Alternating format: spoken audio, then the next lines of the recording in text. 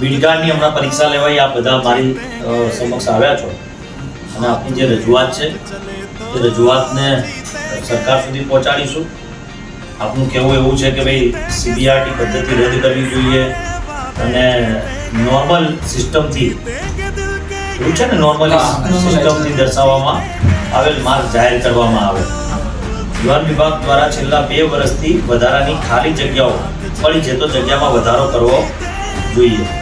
આપની રજૂઆત સરકાર સમક્ષ મૂકીશ અને બને એટલી ધારો કે આપની જગ્યાઓની માંગણી છે, જગ્યાઓની પણ હું ચર્ચા કરીશ સરકારમાં, માનનીય મંત્રીશ્રી જોડે ચર્ચા કરીશ, સમય મળશે તો સીએમ સાહેબ સાથે પણ ચર્ચા કરીશું.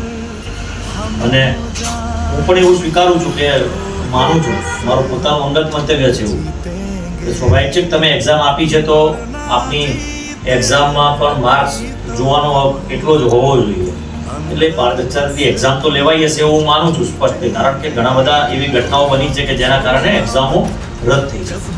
પરંતુ ક્યાંક તમારા બધાની સમજ શક્તિ તમે સમજી ના શકો એ પ્રકારથી રિઝલ્ટ જાહેર થયું એવું મને લાગી રહ્યું છે અને રિઝલ્ટ તમારા સુધી પહોંચ્યું નથી.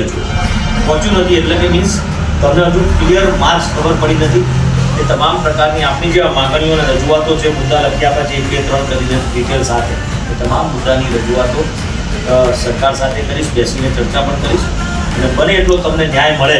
આખા ગુજરાતના તમારા સીબીઆરટી પદ્ધતિથી જે એક્ઝામ લેવાઈ છે, ફોરેસ્ટ ડિપાર્ટમેન્ટની છે ને એક્ઝામ, તો ફોરેસ્ટ ડિપાર્ટમેન્ટના તમામ વિદ્યાર્થીઓ વતી જે આપ માગણી લઈને આવ્યા છો એની હું સરકારને પણ રજૂઆત કરીશ. Thank you sir. तूफानों में बनके औलाद चले तो जीतेंगे, साथ चले तो